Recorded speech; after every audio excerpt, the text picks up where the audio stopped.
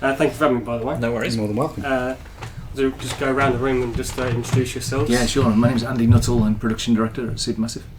I'm Dom Island. I'm producer on Man of Medan. Yep.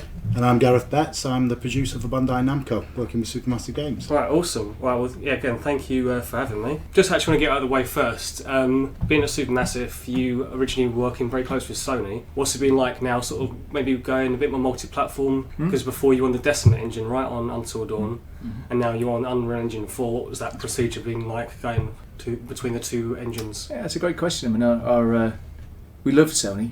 We still continue to love Sony. Sure. Obviously, we're developing for PlayStation as well. We just, I guess, when Dark Pictures came into our heads, we wanted to tell their series of stories that the anthology kind of envelops. And we wanted to tell that to the widest audience we possibly could. The best way to do that is to publish it multi-platform, and obviously we're releasing this for the first time on 3 platforms, and the best engine that's available to do that is a kind of like a bespoke, not bespoke, what's the word? Modified. Thank you. Modified version of Unreal, which is brilliant for our purposes, and we're really proud of the results. You know, the characters, we obviously over-index on character for our games because they're a narrative delivery vehicle, and they're the things that people see the most kind of up close. So we really tend to over-index on those, and Unreal's brilliant at showing those guys and girls. And then, you know, obviously the settings and everything about it really, from a cross-platform point of view, is perfect for us. So that's why. I noticed that you got Sean Ashmore on board for this. How was that like, and how did you get him on board? How we got him on board, I'm not sure. That might be more of a Bandai question. I'm not sure. If well, we wasn't involved in that at the time. I think the key element is that they always look for the best talent and the best fit for the particular character that's been written into this story. Sean, obviously, is a very talented actor, and was a good fit for that particular character. So he really enjoyed it as well. Absolutely, because it's quite different from his normal. Hello. We are on a boat as well. Couldn't resist that. Because he plays quite a different character from his own persona. Yeah, I noticed. He was a family man, right? And so he I think he really enjoyed sort of playing this kind of slightly naughty guy. Do you know what I mean? Yes. But we do always we strive to work both with existing Hollywood talent.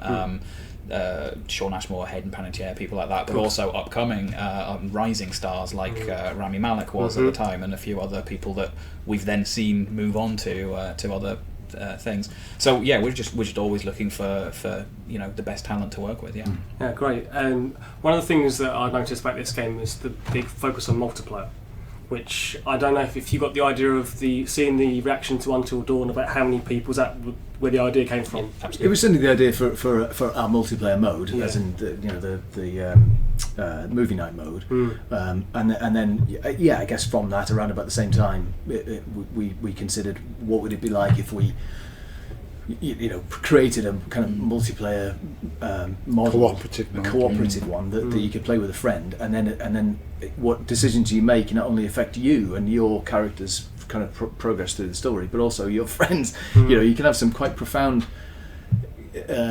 consequences that you generate for your friend, and that was quite interesting to us. And so when we built this sort of prototype 3 years ago or so, and we started playing it ourselves, we really, we just thought, there's definitely something in this, and we did know it was a big undertaking. We knew that it was going to be complex and weird and difficult. But at the end of it, now we've done it, we're looking back at it and going, why would we not have done this? Because it's brilliant. It's a great single player experience. We'd be really happy if it was just a single player experience, but the multiplayer really adds another dimension to it, and it's almost double the game, really. In complexity, and it's important to note that the story has been crafted from the multiplayer perspective. It's been built that way from the ground up, and the team have developed some really brilliant tools internally that have helped us work through how these characters Exactly, yeah. make some Literally merge. from the concept stage onwards, it was planned as a multiplayer game, and really mapping out where the characters would be, where each player would diverge and then converge back again together. So yeah, it's been built from the ground up to be multiplayer. Speaking of the multiplayer, I've not played is it theatre mode or what is it? The Movie night mode. Movie night mode. Right, I've not played that mode yet, but is that sort of similar to how you control maybe like Hidden Agenda, your other previous game? It's closer to what you were saying about how people were playing Until Dawn. We saw people getting in a group together, almost sitting around the couch like they were watching a horror and getting some pizzas in and that kind of thing, and passing the pad between them as they played. And we saw that and we loved it. It was such a emergent and interactive way that they were playing this game that we decided to more formalise it and build it into the game so that you can now designate a character that you'll control, and as the game moves from one to the other, as you've just seen in Act 1, we'll pass the pad around between a group of up to 5 players and allow them to experience it that same way. I think it's set up here for you to play. I might actually give it a go after this. Actually, it's really interesting.